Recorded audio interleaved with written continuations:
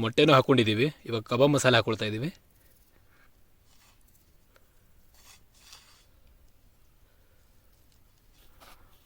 ಸ್ವಲ್ಪ ಖಾರದ ಪುಡಿ ಹಾಗೂ ಉಪ್ಪು ಹಾಕ್ಕೊಳ್ತಾ ಇದ್ದೀವಿ.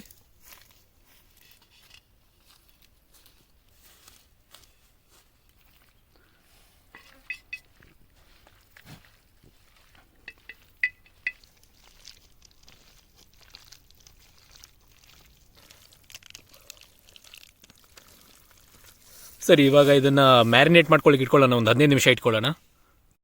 ನಾವಿವತ್ತು ಎಗ್ ಬಿರಿಯಾನಿ ಮಾಡ್ತಾ ಇರೋದ್ರಿಂದ ಫಸ್ಟಿಗೆ ಎಗ್ ಬುರ್ಜಿ ಮಾಡ್ಕೊಳ್ತಾ ಇದ್ದೀವಿ.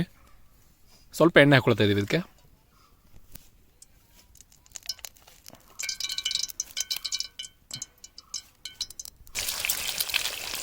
ಏಳು ಮೊಟ್ಟೆನ ಒಡೆದಾಕೊಳ್ತಾ ಇದ್ದೀವಿ ಇದಕ್ಕೆ.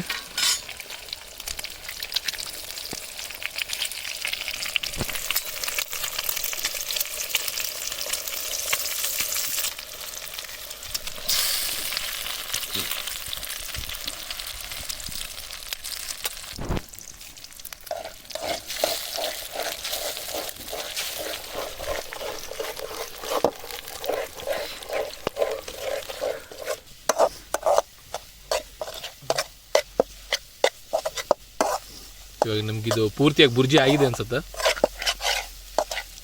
ಒಂದು ಪಾತ್ರೆಗೆ ತೆಕ್ಕೊಳ್ಳೋಣ ಈ ಬುರ್ಜಿನ.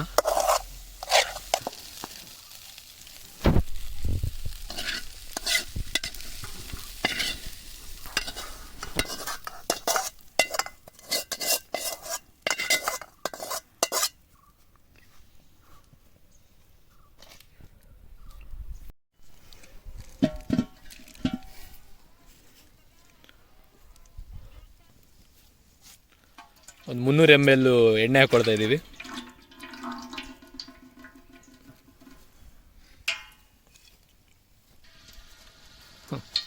ಇದಕ್ಕೊಂಚೂರು ಚಕ್ಕೆ, ಲವಂಗ, ಏಲಕ್ಕಿ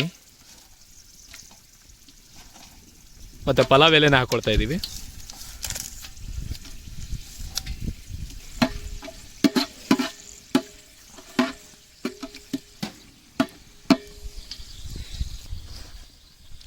ಇದಕ್ಕೊಂದು 400 ಗ್ರಾಮ್ ಈರುಳ್ಳಿ ಹಾಕ್ಕೊಳ್ತಾ ಇದ್ದೀವಿ.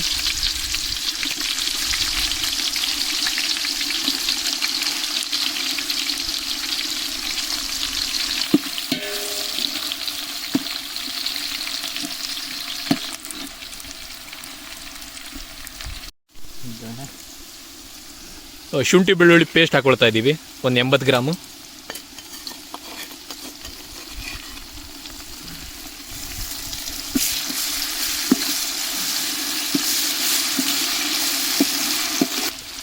ಇದಕ್ಕೊಂಚೂರು ಮೆಂತ್ಯ ಸೊಪ್ಪು, ಪುದೀನ ಹಾಗೂ ಕೊತ್ತಂಬರಿನ ಹಾಕ್ಕೊಳ್ತಾ ಇದ್ದೀವಿ. ಮೂರನ್ನು ಸಣ್ಣದಾಗಿ ಹೆಚ್ಚು ಹಾಕ್ಕೊಳ್ತಾ ಇದ್ದೀವಿ, ಯಾಕಂದರೆ ಟೇಸ್ಟ್ ತುಂಬ ಚೆನ್ನಾಗಿ ಬರುತ್ತೆ.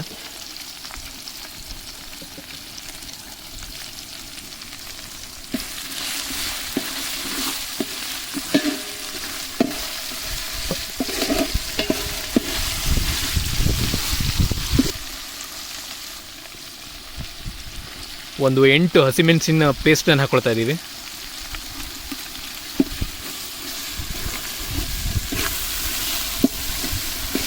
ಇದಕ್ಕೊಂಚೂರು ಅರಿಶಿನ ಪುಡಿ ಹಾಕ್ಕೊಳ್ತಾ ಇದ್ದೀವಿ.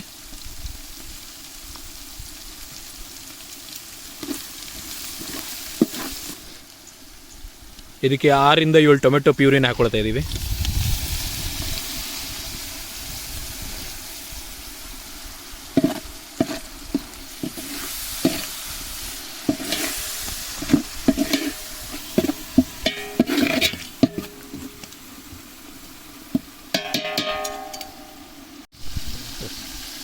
ಇದಕ್ಕೆ ಗರಂ ಮಸಾಲ ಹಾಕ್ಕೊಳ್ತಾ ಇದ್ದೀವಿ, ಒಂದು 25 ಗ್ರಾಮ್ ಅಷ್ಟು.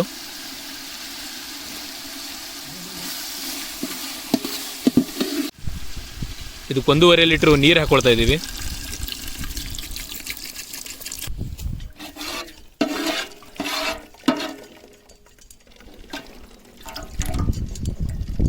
ಇದಕ್ಕೊಂಚೂರು ಉಪ್ಪು ಹಾಕ್ಕೊಳ್ತಾ ಇದ್ದೀವಿ ಇವಾಗ.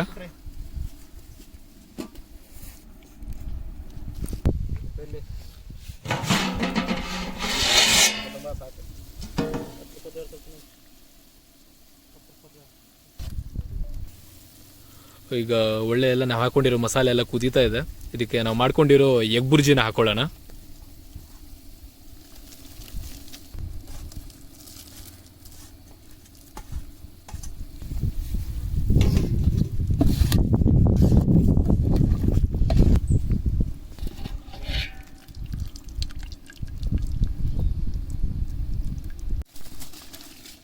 ಈ ನೆನೆಸಿರೋ ಅಕ್ಕಿನ ಹಾಕೊಳ್ತಾ ಇದ್ದೀವಿ. ಇದಕ್ಕೆ ಒಟ್ಟು 1.25 kg ಅಕ್ಕಿನ ಹಾಕೊಂಡಿದ್ದೀವಿ, ಬಾಸ್ಮತಿ ರೈಸ್.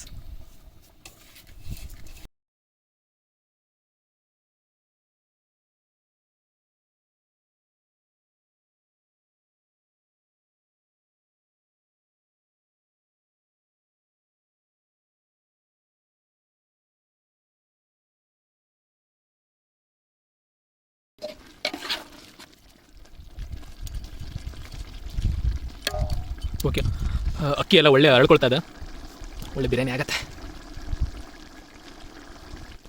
ಇವಾಗ ನಮ್ಮ ಬಿರಿಯಾನಿಗೆ ಕುದಿಸಿರೋ ಮೊಟ್ಟೆನ ಹಾಕೊಳ್ತಾ ಇದ್ದೀವಿ.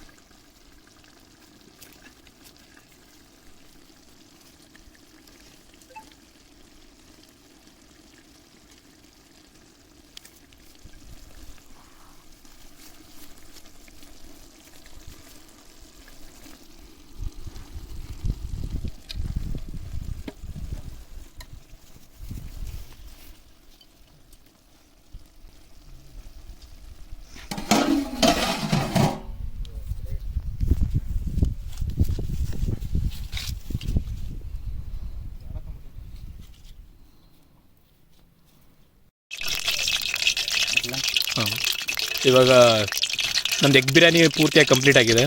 ಕಬಾಬ್ ಮಾಡ್ಕೊಳ್ತಾ ಇದ್ದೀವಿ.